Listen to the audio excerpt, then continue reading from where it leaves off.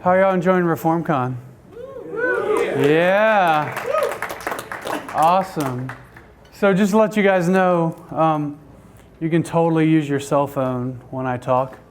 So, because that's kind of like the purpose. So if you want to tweet cool quotes or something, totally down. I'm going to bring a defense for that. So, all right. Carmen, we good? All right. Carmen, by the way, give Carmen an applause. The monster. He does actually the entire television show. He films it, shoots it, edits it, and puts it out to you guys if you have all access. So that guy right there, he's responsible for that. So then, from Pentecost to Pentiums. So how many of y'all are familiar with Steve Jobs, Apple computers? All right, so first off, before we play this video, I just want to say what we're going to talk about. We're going to talk about so we're going to start from the Tower of Babel, and we're going to go all the way into modern times. And I'm going to show you guys how Christianity was responsible for the most influential communication inventions in history. And I wasn't actually planning to give this talk. I was going to talk about how Christians need to be awesome, essentially something like that. And I wanted to go back to here. I wanted to go back to Tower of Babel. I wanted to talk about how Christians are supposed to be involved in communication and the culture, and how we're supposed to do great things and change the conversation. And I started to do a little bit of history lesson just for a small part, and it turned into a whole entire history lesson. So let's go ahead, and I'm going to start, and you can play this clip right here.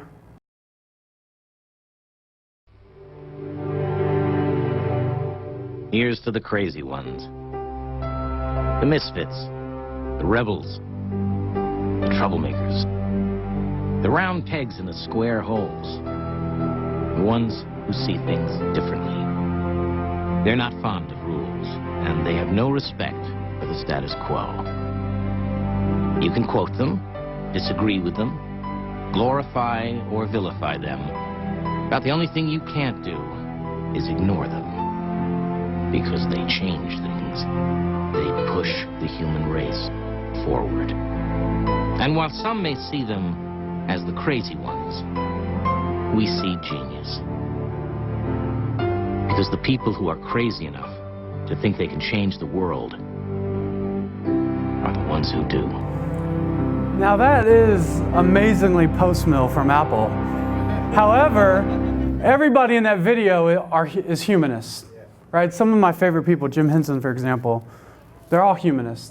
Christian Scientology was Jim Henson, and then you have Gandhi and all that. So the thing is, though, those are not the guys who changed the world.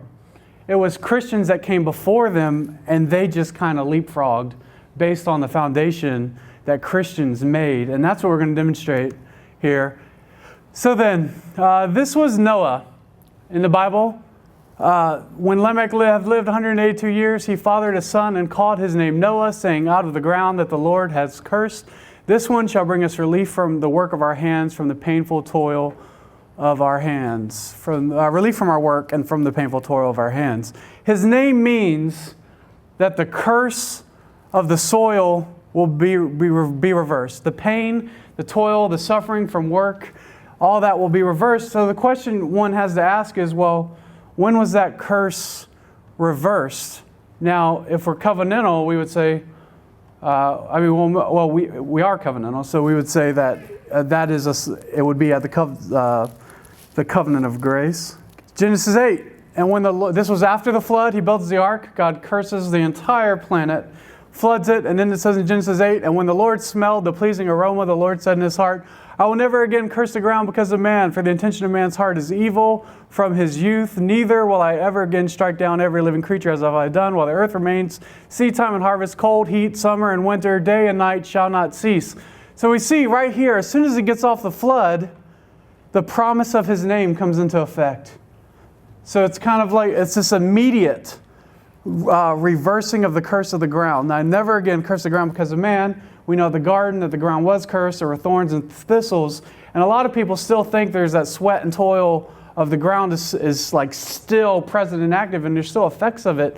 But essentially, God stopped it at that moment. That's when he will never do it again. It'll never happen again. And it actually happened that earlier. And then what we had was people started to build great things. They started to do great things. And then we get to the Tower of Babel. And the Lord said, behold, they are one people, and they have all one language, and is only the beginning of what they will do. And nothing that they propose to do will now be impossible for them. Come, let us go down in there, confuse their language, so that they may not understand one another's speech. So the Lord dispersed them all over the face of the earth, and they left off building the city. Therefore its name was called Babel, because there the Lord confused the language of all the earth, and from there the Lord dispersed them over the face of the earth.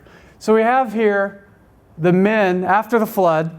Men are gathering together, they're building, they're creating, they're building a tower, and God says nothing will now be impossible for them.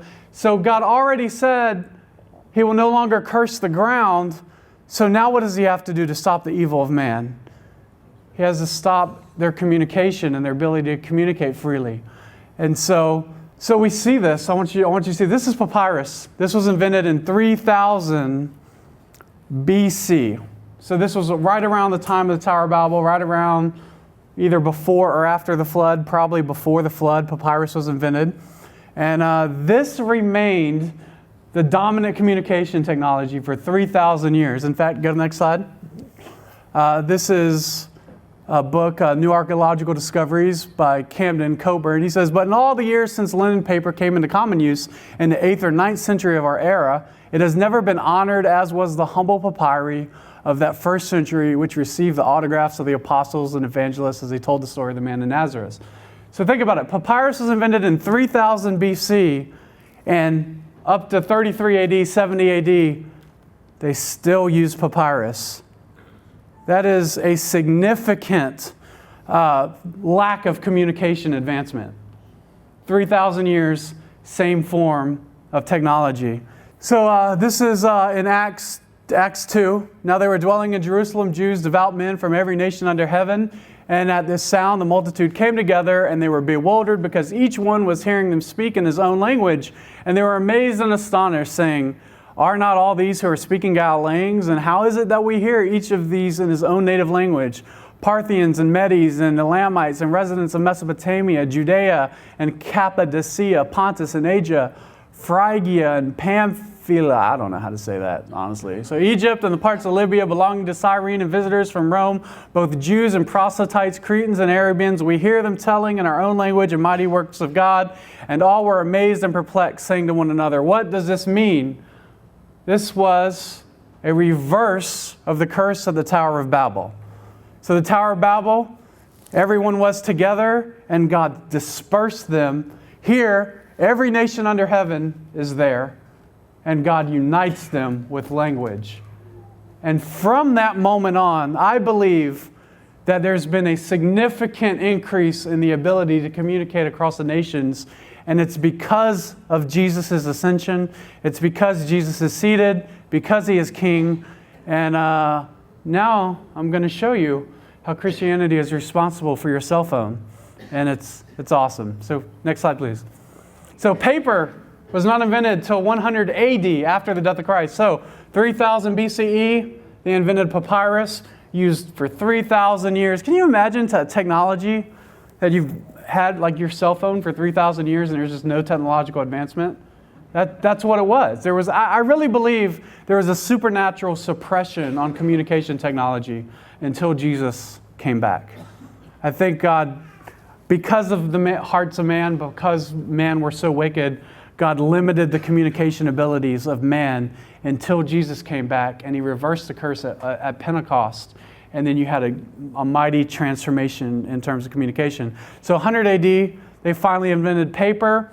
Paper didn't really catch on until it got to the Gutenberg printing press when they needed paper. They needed a really nice, strong material. And so next slide, please. There it is. This right here is the most significant communication device ever made. This device is what's responsible for every single thing that you read, every single time you pick up a book, every time you post a picture in a Reformed pub with your library. It is because of Gutenberg. And this man was committed to this idea that that it was foundational, that everybody got to see the Word. Everybody should be able to look upon the Scriptures. Everybody should be able to read the Bible. And so go to the next slide. We don't really hardly know anything about Gutenberg, mainly because there weren't really books before he was there, before him. So we don't know anything about his history. We really don't know much about his faith, honestly. You could probably make the case he was Catholic. But God suffers in a multitude of souls whom his word cannot reach. Religious truth is imprisoned in a small number of manuscript books which confine instead of spread the public treasure. Let us break into the seal which seals up holy things and give thanks to the truth in order that she may win every soul that comes into the world by her word, no longer written at great expenses by hands easily palsied but multiplied like the wind by the untiring machine. So he had an incredible passion to get the Bible into everybody's hands. And before then, there was literally a street where you would just see like scrolls running with scribes running with like stacks of like papyrus and paper and like the scrolls, and they had blisters on their hands from like all the writing they would do. And there was a street.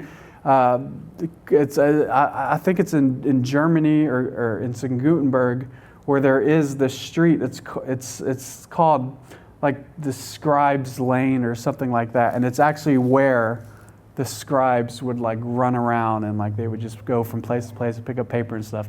And so he was responsible for getting them out of a job. So you can blame him. Next slide. Time magazine called Gutenberg the man of the millennium, the most important person in the past 1,000 years. His invention transformed and changed everything that we have: science, technology, math, everything. And it was all because he believed that essentially the Roman Catholic Church shouldn't have the Bible. Now, if he was a Christian, which I kind of think he was, I think he kind of had a strong distaste for the Catholic Church based on what we know of him and what he did. One of the cool stories is like he wanted the printing press to be abundant, and he didn't want the Catholic Church to shut it down. So he went to them and said, "Hey guys, you know what this can do? This can print papal indulgences."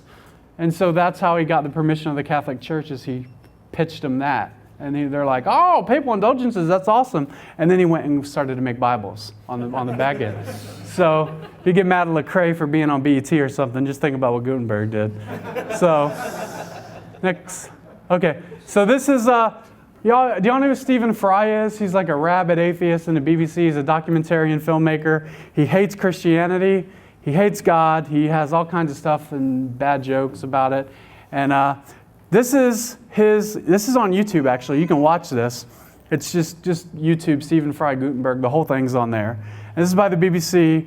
And he actually goes and tries to make a printing press. So he goes to a guy who actually carves an actual printing press, and then he goes to someone who actually hand makes the paper, and then he actually goes to someone who actually creates the lead typeset. And so, but this is what he said of the printing press. And so his goal was to actually print a page of the Gutenberg Bible, a copy in exactly the style. So it's a great documentary, but this is what he said of the printing press. The fruit of Gutenberg's work can be seen all around us, but it's more important than that. For everything that our culture and our civilization depends on starts with Gutenberg's invention. And this was his calling card, one of the first and finest books created using his new machine. Everything our culture rests on is because of that one invention, right? So I could stop the talk right there and I could say, that's it. That's why you have your cell phone, because Gutenberg's printing press, Christianity, there you go. We're done. But it's a lot more to it. So let's go to the next slide. Telegraph. I just learned this like in the past 2 weeks. This is gonna mess you up. This is trippy. Okay. So the speed of communication from Gutenberg's printing press. So Gutenberg gave us the ability to distribute content, but he didn't give us the ability to do it quickly. And so so here's exactly what you have. You had the invention of paper, and then you had the invention of the printing press in 1492, around 1500. Within just 50 years, there were 20 million books on the planet. And then Martin Luther came right at the time, the peak of the printing press, when it was just everywhere. And there's a book called Brand Luther, by the way, that if you really want to read, it's really good. It talks about how Luther actually marketed himself. So if you were to go in a bookstore in Germany or in Europe and you were to look on the bookshelves, right away you would see Luther's book right away, because he made sure that it was bound a specific way and that people could have access to it. So it wasn't just what he said, it was how he presented his brand, how he created for himself an image that people could recognize right away. So you had that, and then this is just literally about 300 years later, 300 to 400 years later, after the printing press. You have Samuel Morse. And go to the next slide. This is from Samuel Morse's family member, compiled like all his letters. He wrote a lot of letters, and he hated writing letters because it took too long. The speed of communication at this time was 1.4 miles per hour. So if you wanted to send a message to our church at Apologia, it would take you 6 hours to get a message to Apologia from this point. Like that's just, I'm sorry, from the studio, where our studio is located, from here, 6 hours just to deliver a message. And we can deliver a message right now to China, to anywhere in the country instantly. We can do a selfie live stream on Facebook, and everybody in the world can see it instantly. So this is a combination of his letters that he wrote. He hated writing letters. They were way too slow. And what I want you to see, this is compiled from his family. He says, I think that the letters, notes, etc., which I have in the preceding pages brought together, a clear conception of Morse's character can be formed. The dominant note was an almost childlike religious faith, a triumphant trust in the goodness of God, even when his hand was wielding the rod, a sincere belief in the literal truth of the Bible, which may seem strange to us of the 20th century, a conviction that he was destined in some way to accomplish a great good for his fellow man. Samuel Morse was a Calvinist. His parents, Jedediah Morse, went to Yale University. Samuel Morse went to Yale University. Yale University was started by Jonathan Edwards, who was post-mill. He was Presbyterian, and he was responsible for a lot of the worldview of the nation at the time of the founding of this country. And so you could even say that it was Edwards that actually gave our country freedom of speech. So if you wanted to go from 1400 to 1700, you could include freedom of speech that a Christian gave us, because he was one of the dominant forces in his worldview, and his preaching was really what was responsible for most of the Bill of Rights, was based off of his preachings. So we have printing press, freedom of speech, and then we have Samuel Morse, and so who was a Calvinist, raised Presbyterian, remained that way. Here's what happened. Samuel Morse was a painter. He was a modern day Steve Jobs. He was an inventor and artist. And so main thing he did was he did paintings. And while he was away painting, he got a letter that said that his wife died. Actually, go forward one more, sorry. Okay, there we go. So his wife died. And when his wife died, the letter states at the bottom, you need not hurry home. Nothing here requires it. We are all well and everything will be taken good care of. Give yourself no concern on that account. Finish your business as well as you are able to do it after receiving the sad news. So that was from his father. Essentially, by the time they wrote the letter and it got to where he was, the funeral was already over. So could you imagine, like, your wife dies and then you get a letter that says, hey, your wife is dead, and the funeral's already gone by the time you get this. So don't worry about rushing home. And that traumatized him for the rest of his life, that he wasn't able to be there when his wife first fell ill, or once he wasn't able to receive that message. So this is a letter that his mom wrote him when he was a child. It says, we are very desirous, my son, that you should excel in everything that will make you truly happy and useful to your fellow men. In particular, by no means neglect your duty to your heavenly Father. Remember what has been said in great truth, that he can never be faithful to others who is not so to his God and his conscience. I wish you constantly to keep in mind the first question and answer, the excellent form of sound words, the Assembly Catechism. What is the chief end of man? The answer you will readily recollect is to glorify God and enjoy him forever. Let it be evident, my dear son, that this be your chief aim in all that you do, and you may be so happy as to enjoy them forever in the sincere prayer of your affectionate parent. So I find this really fascinating because they're using the catechism, his parents are using the catechism to say, whatever makes you happy, do unto the glory of God. So they didn't say, go into ministry, that's how you glorify God. Or go be a missionary, or go be a pastor, that's how you glorify God. Just whatever makes you happy. And so Samuel Morse became a painter and an artist, and that's what made him happy, and that's what he did, and he glorified God in that. He was really well known for his paintings, and then he became an inventor. So go forward. This is the telegraph. I can't stress this enough, but you have to think about this. The speed of communication was 1.4 miles per hour. And then the telegraph is invented. And that day, the speed of communication went to 286,000 miles per second. That's how radical of a transformation that is. And this is still the main form of communication that we use today. It's just different. The internet is ones and zeros being transmitted quickly across lines. And so it's just the exact same system. We've just improved upon it. So all the scientists today that are talking about science gave us the cell phone, science gave us this, science gave us that, it was Samuel Morse, because his wife died and he was traumatized that he couldn't get back in time for the funeral. These are the first words of the telegraph that was presented to Congress from Baltimore. What has God wrought? That was the first words. And the context of that passage, Numbers 23:23, it says, there is no magic curse against Jacob and no divination against Israel. It will now be said about Jacob and Israel, what has God wrought? Or what great things God has done. I thought when it said, what has God wrought, that it was like judgment on our nation. And I thought that was weird that he was standing before Congress saying, what has God wrought? So the Holman Christian Standard Bible says, just in case any of you were confused, what great things God has done. It means look at the blessings God has wrought upon our nation. Look at what that is. And he alerted that to the telegraph. And so, go to the next slide. This is the Smithsonian Institute. Completely pagan, completely liberal. They hate you. They hate God. So, hit play. The person I want to focus on today is Samuel Morse, who was 63 when this was painted. In 1844, Morse applied for a patent for his telegraph. To show important people in Washington that it worked, he sent a historic message from the old Supreme Court chamber, then in the U.S. Capitol, to his assistant in Baltimore. The message was, what hath God wrought? And a plaque that has that message is still outside the old Supreme Court chamber today. This invention revolutionized communications.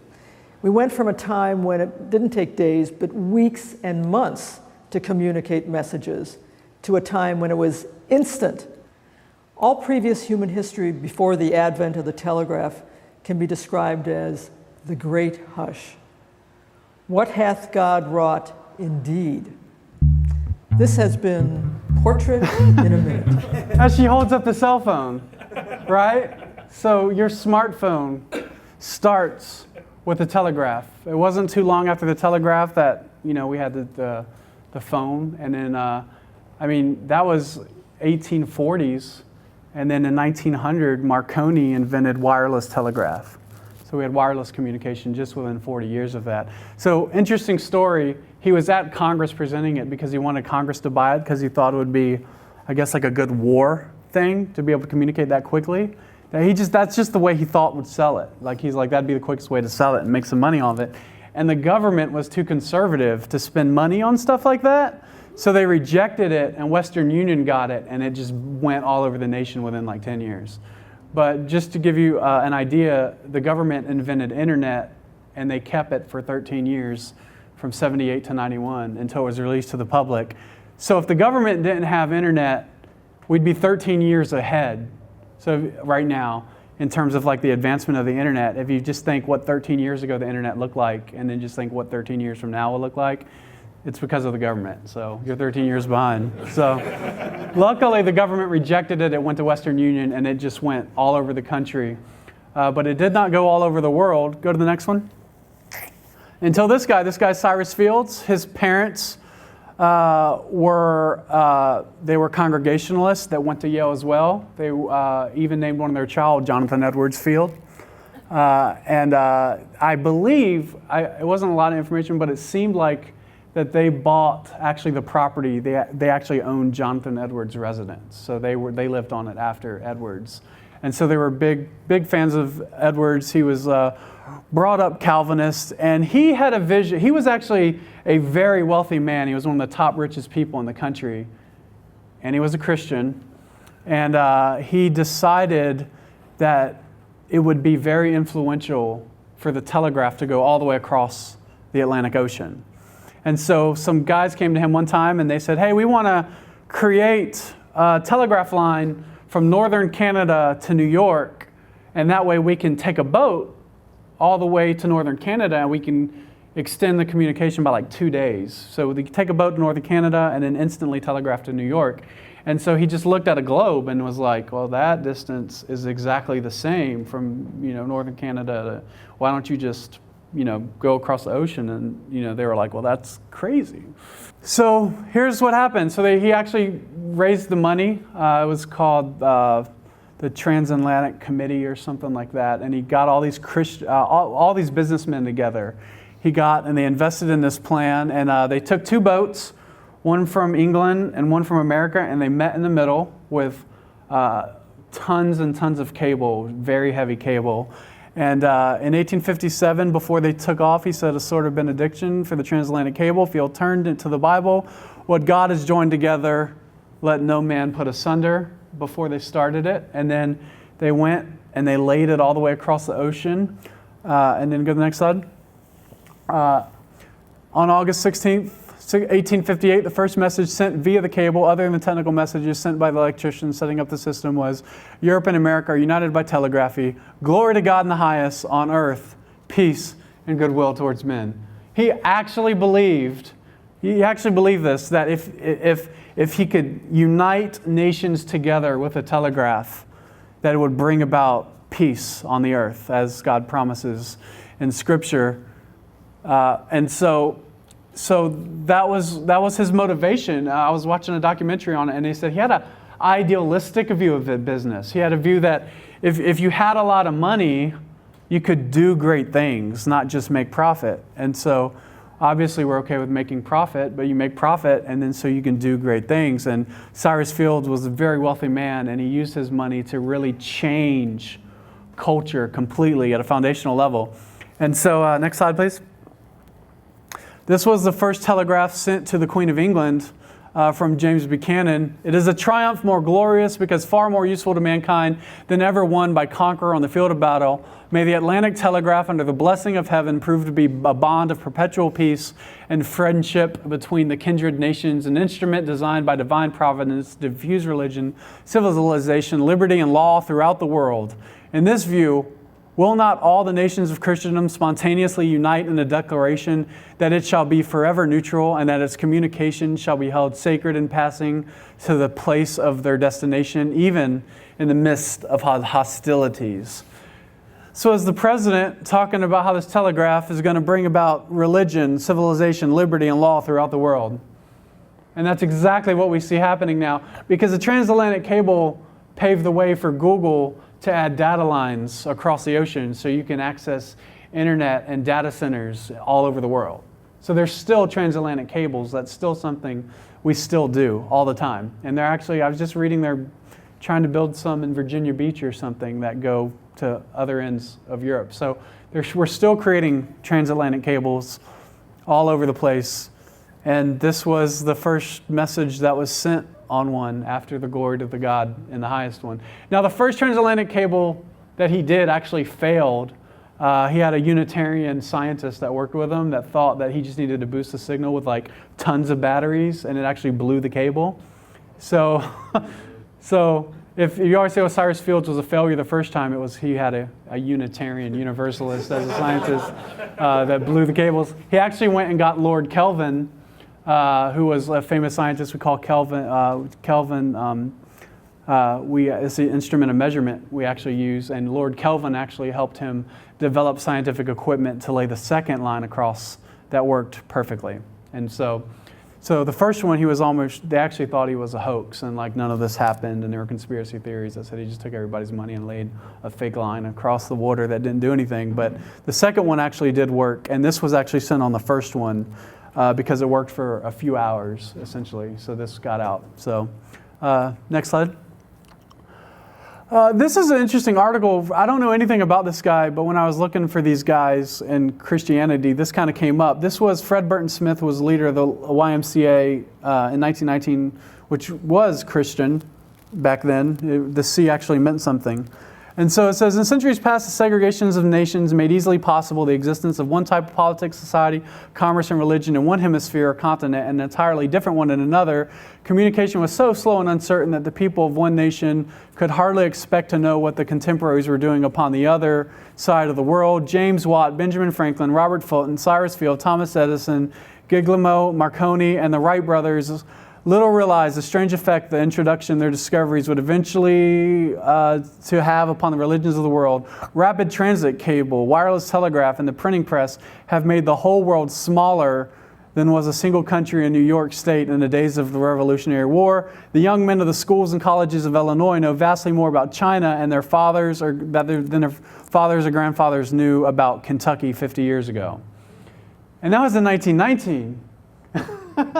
And now we have like the internet, like we can find out more about China than they could way quickly. And this was actually one of his motivations to be a missionary. It was written in his book on reasons to be a missionary. And the advancement of technology was listed as the reason because we could know more about the world and we could get that information to people now way easier than before. And so the people who were on a Hindu island or a Hindu whatever, if we went over there and we made a Christian nation, they could get access to all this information and technology a lot easier. So I just thought that was really interesting in 1919 for him to be talking about technology and its use for the gospel back then. So next. And see, I think a lot of the problem is you guys work at a job and you're trying to feed your family and you go to your pastor and you say, oh, pastor, I'm discontent. I'm just not handling it well. I'm just tired of working 9 to 5 every day on the grind trying to support my family. And the pastor says, well, you just need to love Jesus more, right? Like, well, you just need to find contentment in Jesus. That's what you need to do. What if Jesus is trying to tell you that you don't need to be working for somebody, but you need to be hiring people? You need to be innovating. You need to be creating. You need to be technologically innovating and creating things. That's maybe what you like to do. So often we're just like, well, get in your job, find contentment in Jesus. And if you have discontentment, it's not because you're not supposed to be doing that, but it's because you're just not loving Jesus anymore. And that's the furthest from the truth. If you have discontentment in your job, you're to love God and do what you want. That's what the quote says. Love God, do what you want. If you're in a job and you don't like it, it's not contentment issue. It's probably that you shouldn't be doing it. And what we need to really do is we need to take our Calvinism and we need to apply it to business. We need to take our Calvinism and we need to apply it to technology. We need to take our Calvinism and we need to apply it to science and math and all these other areas, and we need to create businessmen. Why don't we ever hear sermons talking about how to handle money in a way that Christians should be millionaires and billionaires and they should use this money? I was talking to Leah and she was like, how come we don't pray for the guy who's going to start the business that shuts down Facebook, right? Why is Facebook and Google and Twitter and all these social medias empires, why are they run by pagans? Where's the Christians at? What has happened that we so disconnected ourselves from the innovation of technology that all these new advancements that we have in the world are not done by Christians? Where are we? We're still here. We use this stuff every day. But something has changed to where we're not involved in that. And we're not innovators and pioneers.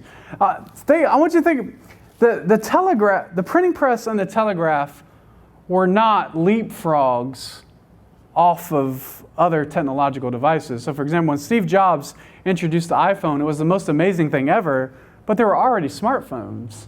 It was just a better smartphone, right? So there wasn't other telegraphs, right? It was a completely new innovation. We as Christians, we need to be thinking, what's the technology that our grandkids are going to look at and go, remember when y'all kids had the internet? Like, that's awful. Y'all had to use the internet? That's crazy. What's wrong with you? What is that technology going to be like? Because everything that's coming out now is just leapfrogging off the internet, which is just leapfrogging off the telegraph. What's the technology that completely replaces and innovates like the printing press? There was no printing presses. There was nothing like that. The idea to copy a book like that, it's just a completely new innovation. And so everything else that we have today is not the same in terms of innovation. It was said that from 1850 to 1950s, that time period, or 1970s, there was a guy who, when he was born, when he was a small kid, he looked out his window and saw the American military be defeated by Indians out in the West or something like that. And then, like, on his deathbed, he saw man walk on the moon. Like, that was the kind of innovation that happened there. And a predominant part of that was, and you can blame Gary North if you hate this quote, that's okay. But he said that in the 1800s, postmillennialism was the dominant eschatology of the nation. And so people thought in ways that were, let's unite the nations, let's build technologies, let's make the world a better place. And then in the 1900s, you had dispensationalism that came on the rise that said everything's getting bad, everything's getting worse. And now you have all these secular humanists who are in Apple commercials, and you don't have Christians who are in Apple commercials, which is kind of strange because we're the ones that gave them that. So next slide, please. So it goes, what is the purpose of communication? We saw at the Tower of Babel, at Pentecost, God gave men the ability to speak and communicate. Why?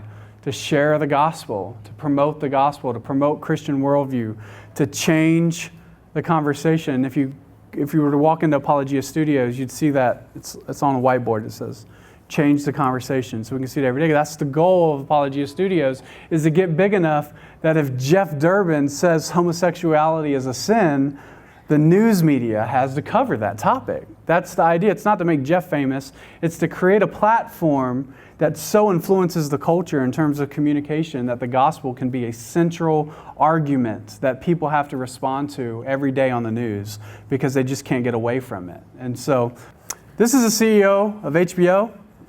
And I just want you to see the media knows, the people in the media, secular media, they know the purpose of communication. They know the purpose of media. And so you can play this clip.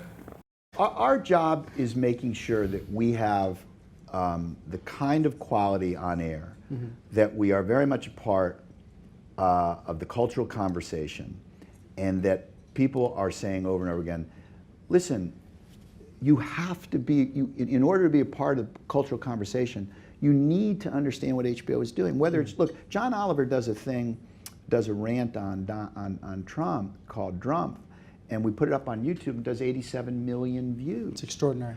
That's part of the cultural conversation. Yeah. Beyonce drops Lemonade, and the social media world goes crazy. That's part of the culture. It's not just one show. It's the brand itself. Yeah, so there it is. They know it. Media changes the cultural conversation. It's not about creating a great TV show. It's about getting that worldview into the conversation of the culture. Have y'all seen like HBO's The Newsroom? Have any of y'all seen that show? It's fantastic. There's no nudity in it. It's Aaron Sorkin. He writes stuff that he can watch with his father. So it's a great show. It's behind the scenes of a cable news network. It lasted 3 seasons, probably because all the cable news networks hated it and put a lot of heat on HBO, and they pulled it really quickly. But it's a 3-season arc. He actually finished it off, and you should watch that. But there's a scene in there where the station owner is sitting with the owner of, you know how you have like Fox News, and then you have like the industry over Fox News. I forget what that's called, but like so you have the leader of the entire corporation sitting in with a station manager, and the station manager is trying to make the case, hey, this is a political news network. It's not about ratings. It's about people trusting us to deliver facts correctly. The studio has, the news networks have a sacred responsibility to carry out the conversation of the culture. And the lady responds, the owner, she says, I know, that's why I bought one. And so Fox News, CNN, MSNBC, all these industries, they know that the purpose of their media and the purpose of their communication is not just about making a profit and a bottom dollar, which is a good thing. It's about changing the conversation and being responsible for how you talk and communicate. It's like when the Facebook thing blew up the other day and they're like, oh no, like conservative outlets aren't getting attention on Facebook. And it's just like, of course they're not. like that's his worldview. He's going to make sure he feeds that to you as much as possible. And so everyone was freaking out about that, and I was just like, yeah, that makes sense, right? So that's what we need to do. And I want to just encourage you guys, if you guys are out there and you're discouraged by your work, just think, can you be making a business? And don't be thinking about, hey, I just want to make a business that I can support my family. We need Christian billionaires. We need Christian millionaires. We need people who are creating and pioneering and advancing technology in a way. The fact that the richest people on the planet right now all run secular technology companies, and they're creating SpaceX and the Hyperloop and Tesla, and like Elon Musk is doing like all these amazing innovations, and like Christians are just not in that picture at all. And that's a shame. Like that's a tragedy. And so, go next slide. Oh man, this is really cheesy. You are gonna hate me for this, but this will wrap up my talk. Here's to the crazy ones, the misfits, the rebels, the troublemakers, the round pegs in the square holes, the ones who see things differently. They're not fond of rules, and they have no respect for the status quo. You can quote them, disagree with them, glorify or vilify them, but the only thing you can't do is ignore them, because they change things. They push the human race forward. And while some may see them as the crazy ones, we see genius. Because the people who are crazy enough to think they can change the world are the ones who do. Yeah, we can change the world, guys. And like God's given us the ability, and He hasn't allowed the amazing technological communications to take place in history without a Christian being responsible for it. And I think in the year 3000, Time Magazine's Man of the Millennium is going to be a Christian again. And I think it's just going to stay that way, especially as we go forward. That's it. Any questions, Q&A stuff, any comments, anything? Nope. All right. Yeah. So, would you think that the reason why this is taking place, obviously you mentioned dispensationalism, all that, but also because, there is a secular sacred divide in our country that says, okay, we'll be Christians in our private life, but we won't be Christians when it comes to politics. Oh yeah, absolutely. And it just seems like when it comes to professional businesses. Yeah. Well, so that's why people get mad at Lecrae, right? Because he was doing the Christian thing, and he was like, yeah, I can reach far more people, just be a generic artist. And people just like freaked out about that. And it's just like, God owns regular music too, right? And so he hasn't done everything right in the way he's communicated that. And I don't think he has like the theological background and the theological worldview that like Apologia does, that we could articulate it right, what he's trying to do. I think he's kind of messed up in his articulation. But that's essentially what he did. He was like, I don't have to just be on the bookshelves at Lifeway. Like I can top the charts of the rap industry, and I don't have to, go crazy and talk about sex and drugs and stuff. I can just talk about other things. And so that's what you see happening there. And he's paving a road for other artists to do the same. even though he's getting like beat up pretty badly now, but he's, they're going to use his road. They're going to walk all over his road to do it in the future too. But yeah, that's absolutely right. Secular sacred divide, like that doesn't exist. There is like an actual ministry divide. Like there's this area where, okay, this is resources for ministry. Like if you look at like Apologia Studios, like that is stuff for Christians, right? It just has a specific purpose for that. But that doesn't mean like everything we do has to be like a gospel track at the end of everything that we do. We could just make a series on video games and just leave it like that and just do it. And just, it's entertaining and your kids can watch it. Like that's okay too. And so, I mean, did y'all see any of the YouTube comments from Vocab's Star Wars thing? I don't know if y'all were watching like the comments in the live stream, like during the talk. But like people are like, this is wasting my time. Why are we talking about Star Wars at a Christian convention? It's just unbelievable. This is stuff we have to deal with, right? And so no wonder, no wonder Lecrae was just like, peace out, guys. I can't deal with that. And just went and did his own thing. So yeah, like we need to run everything. Like that isn't a Christian transatlantic cable, right? That's the transatlantic cable, right? Like that's just, right? So it's not like a Christian Gutenberg press. Like, I mean, goodness, he printed papal indulgences for the guys. So just create technology that has a much broader influence and stuff. That's really what I want people to do. I really want people to just be thinking way bigger than Christians have been thinking in terms of like how they do their business and govern their family. And it's going to take sacrifice for your family. The Puritans, their family members actually died just getting here. Right? But they felt the sacrifice was worth it for the long term, that they were willing to put their kids through sickness and disease and on the small boat, and then they got here and then they died of starvation and of famine, and they still thought it was worth it, and yet were afraid to take like a lesser paying job, right? Like, so that's kind of, I think we need to get over that, and we need to, in a healthy way, we need to risk our families for the future of them. Multi-generationally, you think that way, but not like, recklessly risk your families. But there's good reasons to do that. I don't think we even think about it at all anymore. We just go, I got to pay the bills. We got to have 3 cell phones, 2 cars, and a big house. And so I don't have money to run my own business or to start or invest in my own business. So that's what I want to encourage y'all to do. Thank you, guys. Yeah. Jerry has a question too. Oh, Jerry, go ahead. I was going to ask you, what would you say to somebody who like has a dream about some media thing, TV, radio, what should they do to get started? Like, what are some things you think about as foundational?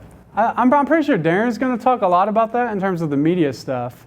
Yeah. So I'll let him hit on that, but I would just say start doing stuff and never, ever, ever, ever, ever, ever, ever go to film school. So just, if you're going to spend $50,000, buy you camera and lenses and gear and just start trying to make money with it. Because if you can invest the money in the gear and make money with it, like then you don't need your degree. And if you can't, well, the degree wasn't going to help you anyway, but at least you got $50,000 equipment you can sell back to someone, right? So that don't ever go to film school. Just work, just do stuff, just start making things.